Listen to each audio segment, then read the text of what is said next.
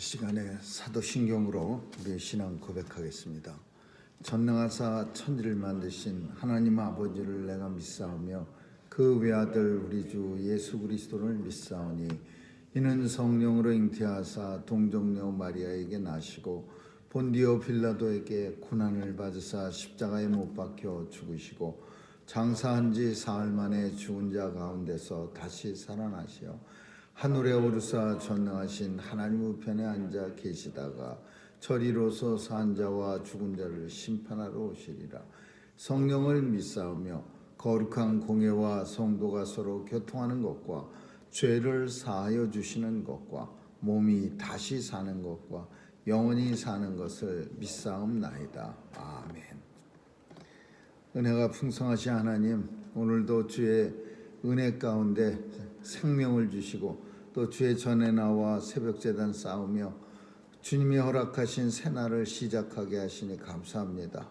오늘도 온종일 주님과 동행하며 복된 발걸음 되게 하여 주옵시며 또 우리의 가는 길에 사탄마귀 세력 일절 틈타지 않도록 주님 날개 아래 보호해 주옵소서.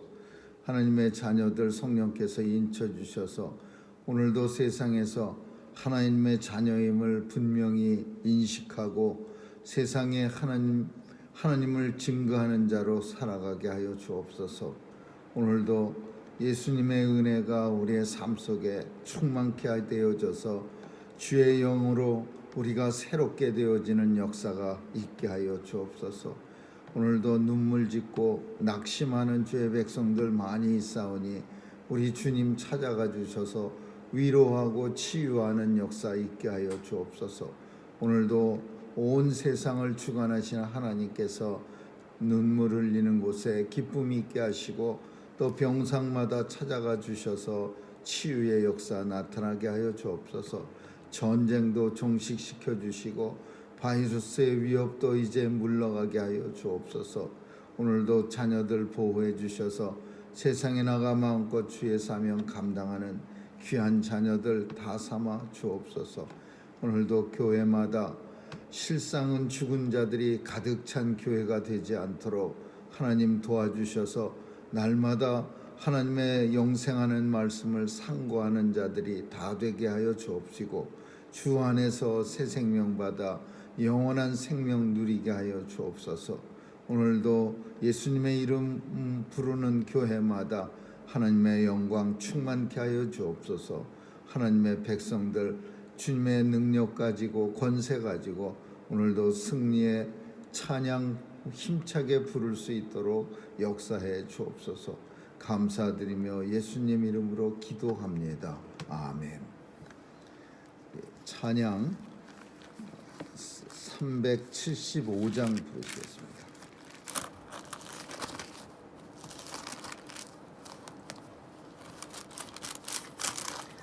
376장 부르시겠습니다. 376장.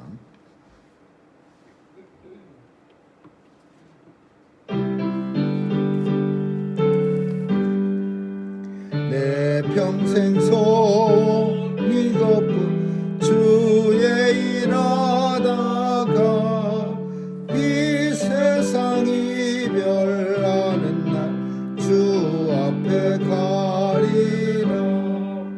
봄같이 헛된 세상에 취할 것 무엇냐.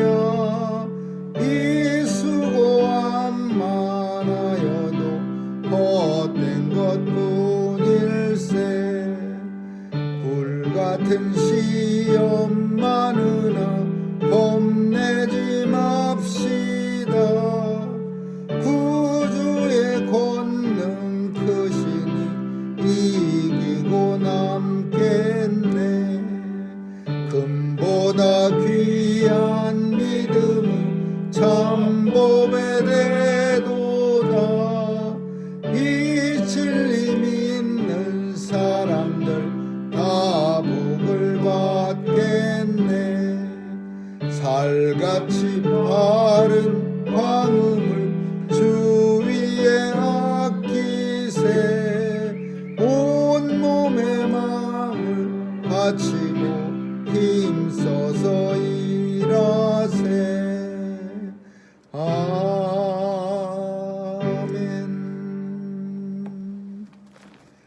말씀은 요한복음 18장 1절에서 11절까지 한 절씩 교대로 읽습니다.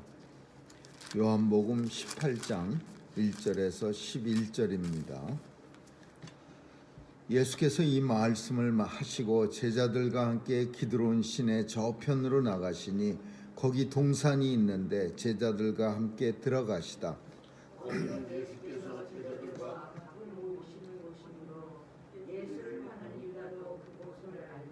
유다가 군대와 및 대제사장들과 바리새인들에게서 얻은 하속들을 데리고 등과 회와 병기를 가지고 그리로 오는지라. 예수께서 그 가만히를 다하시고 나아가 가라사대 너희가 누구를 찾느냐. 대답하되 나사렛 예수라 하거늘 가라사대 네로라 하시니라. 그를 파는 유다도 저희와 함께 섰더라. 예수께서 저희에게 네로라 하실 때에 저희가 물러가서 땅에 이에 다시 누구를 찾느냐고 물으신데 저희가 말하되 나사렛 예수라 하거늘. 예수께서 대답하시되 너희에게 네로라 하였으니 나를 찾거든 이 사람들의 가까운 죄를 용납하라 하시니 이는 아버지께서 내게 주신 자 중에서 하나도 잃지 아니하여 쌈나이다 하신 말씀을 응하게 하려 함이로라. 이에 시몬 베드로가 검을 가졌는데 이것을 베어 대제사장의 종을 쳐서 무릎병기를 베어버리니 그 종의 이름은 말고라. 같이 읽습니다. 예수께서 베드로더러 이르시되 검을 집에 꽂으라. 아버지께서 주신 잔을 내가 마시지 아니하겠느냐 하시니라. 아멘.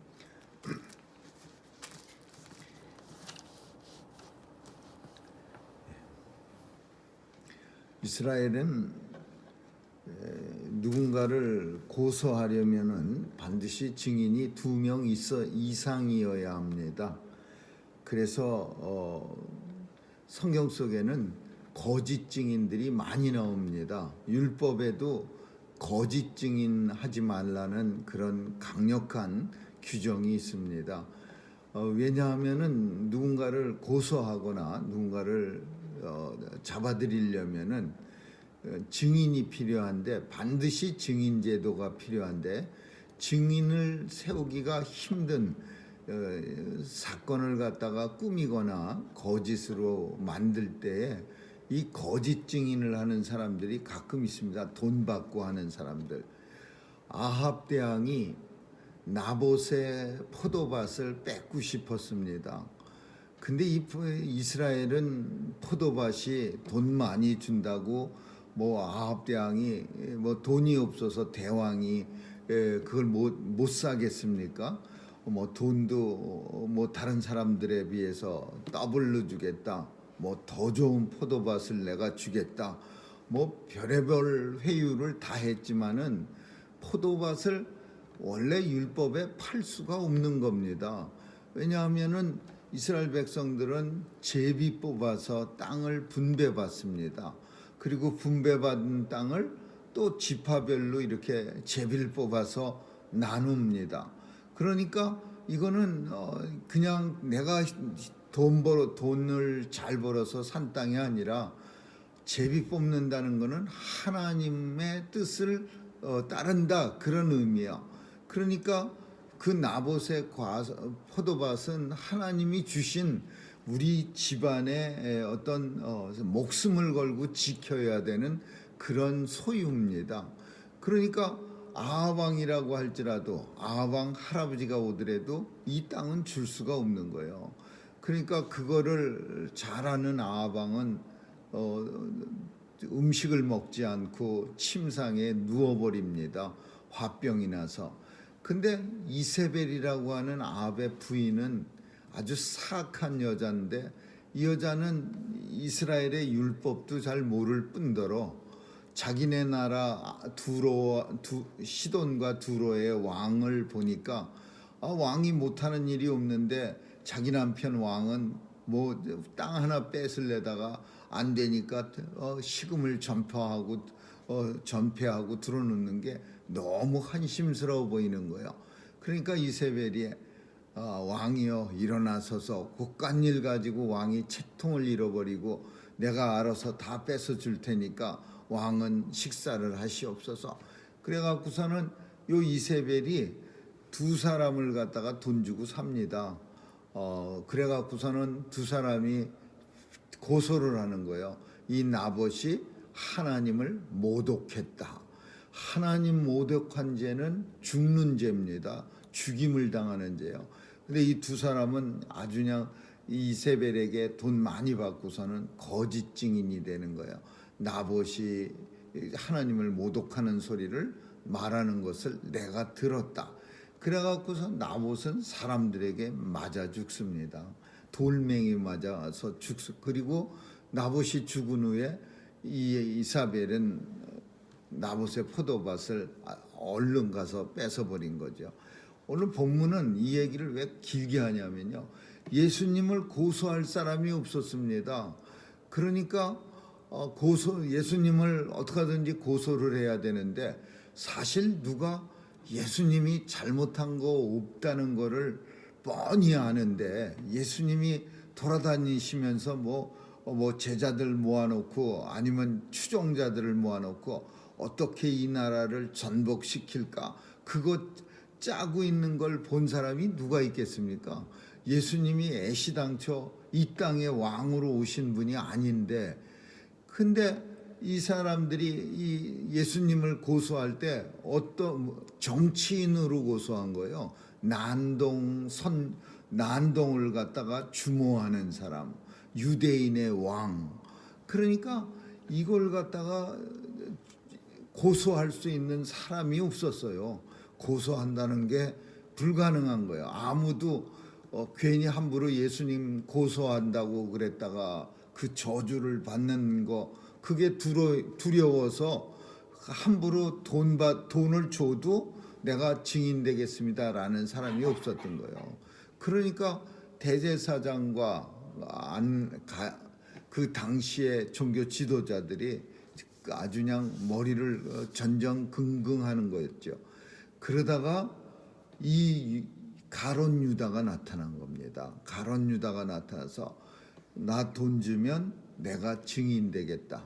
내가 예수님 고소하는데 증인 되겠다. 그리고 또 한 사람을 갖다가 구워 삶았어요. 그 사람은 이제 메인이 아니고 가룟 유다가 증인이라 그러면 옆에서 그냥 내가 봤습니다라고 옳소, 그럴 사람 하나 구해서, 그래서 두 사람을 간신히 만든 겁니다. 근데 오늘 본문은 가룟 유다가 알더라, 유다도 알더라, 이런 표현을, 유다도 그것을 알더라. 여기는 겟세마네 동산이에요. 겟세마네 동산. 예수님과 제자들이 종종 이곳에 가서 기도하곤 했던 겟세마네 동산인데, 기드론 동산이 있는데 제자들과 함께 그곳에 들어가시다. 거기는 가끔 예수님 제자들과 함께 모이는 곳이고, 예수를 파는 유다도 그것을 알고 있더라. 그러니까 유다가 예수님의 행적을 다 알고 있는 거예요. 어디에서 만찬하시고 기도하시고, 그 다음에 제자들하고 어디로 오시고, 이런 동선을 다 알고 있어갖고 미리 가서 군대를 가지고 기다린 겁니다. 거기 온 사람들이 유다가 군대, 대제사장, 바리새인들에게 얻은 하속, 두 종류의 사람들이 있어. 하나는 그 근처에 예루살렘 옆에 안토니우스 성이 있었습니다. 안토니우스 성체. 로마 군인들이 집단으로 거주하는데요.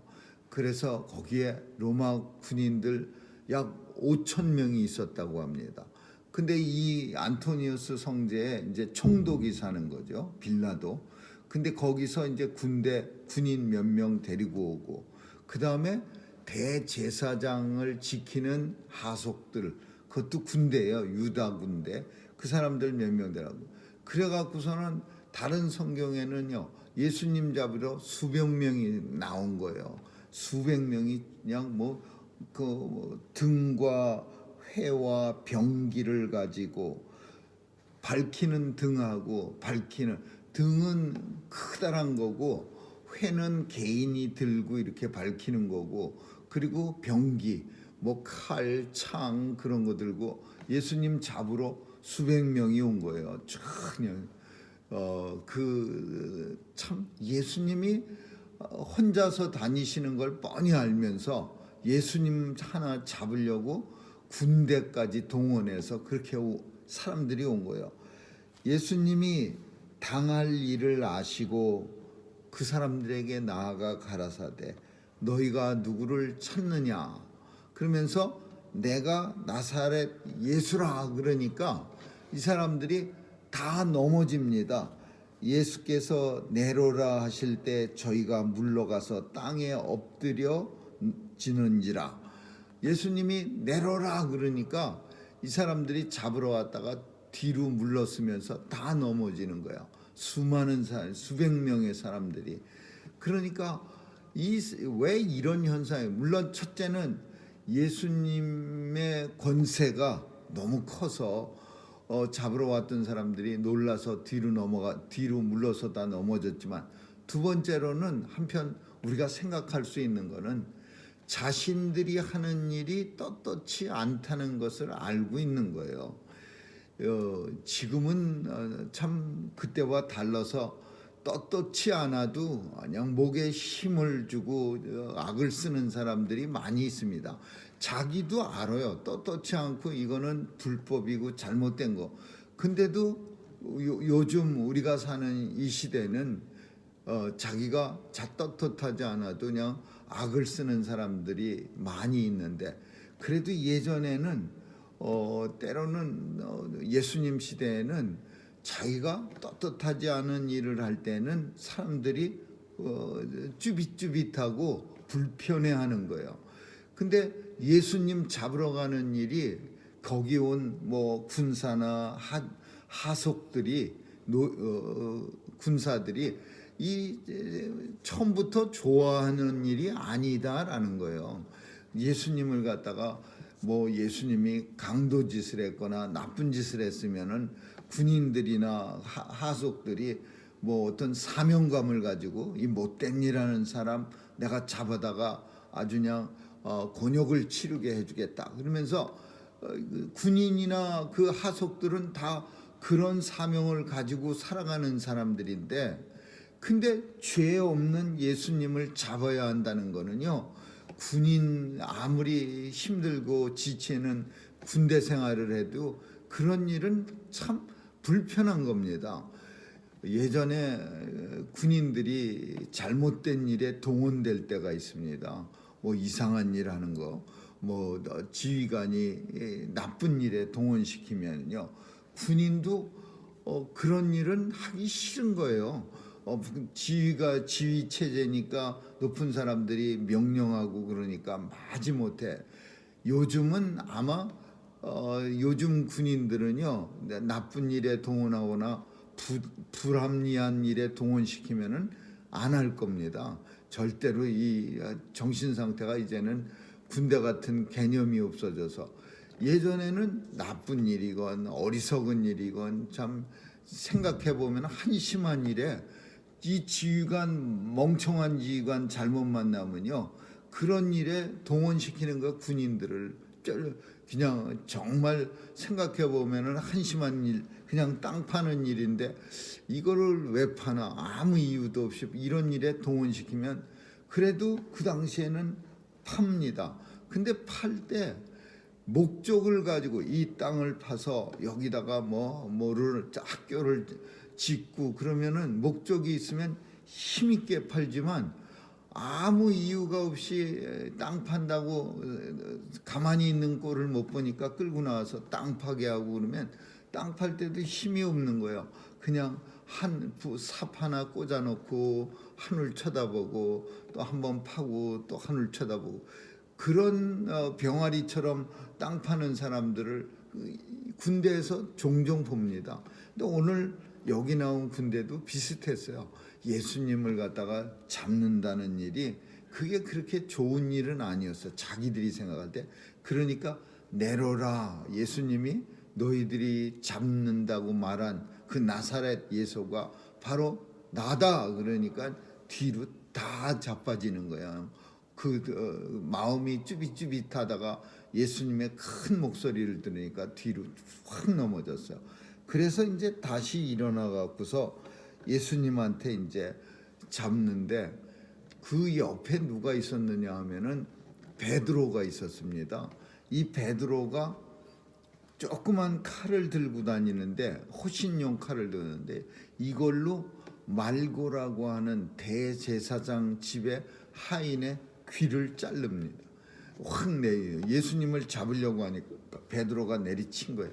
그래서 다른 복음서에는 예수님이 뭐라고 말씀하냐면, 베드로 그 말고의 귀를 붙여줬어요, 예수님이. 그리고 베드로에게 칼을 검에 꽂으라. 검으로 흥한 자는 검으로 망하느니라. 그렇게 베드로에게 충고합니다. 그리고 베드로에게 이 사람들이 내가 검이 없어서, 하나님 나라 군사가 없어서 내가 이 사람들에게 지금 잡혀가는 줄 아느냐. 아버지의 뜻. 마지막으로 오늘 본문 11절에 있는 건, 아버지께서 내게 주신 잔을 내가 마시지 않겠느냐. 내가 잔을 마셔야 되니까, 고난의 잔을 마셔야 되니까, 그래서 내가 하늘에 있는 천군 천사도 부르지 않았는데 네가 그 조그만 칼 가지고 내 길을 막으려 하느냐. 그렇게 이제 말씀합니다. 오늘 본문을 통해서 우리는 참 예수님이 사람들의 잘못된 생각, 종교 지도자들의 간교한 그런 교회 계율을 따라서 계책을 가지고서 예수님을 갖다가 잡아들이는 거야.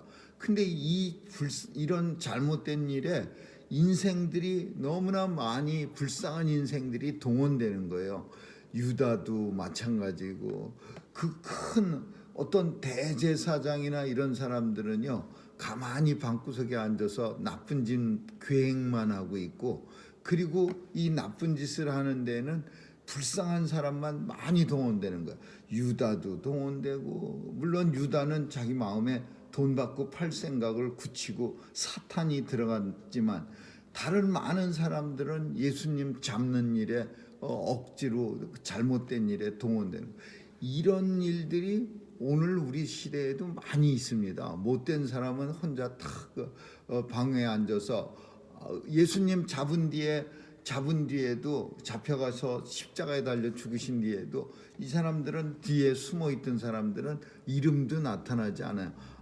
우리는 뭐 안나스 가야바 대제사장, 그 외에 바리새인들, 사내들인 공회원 회원들 이름은 나타나지도 않아요. 나쁜 짓을 계획해 놓고서도 그 앞에 힘없고 그런 사람만 보내갖고서 예수님을 갖다가 그냥 무식하게 막 끌고 오게 만든, 이 꼭대기에 있는 사람들이 더 흉측한 사람인데, 오늘 본문 속에서는 이 참 불쌍한, 예수님을 잡으러 가야만 했던 불쌍한 하속들, 군인들, 이런 사람들이 예수님 때문에 내로라 하는 한마디에 뒤로 넘어가 쓰러져 버리는 그런 끔찍한 일.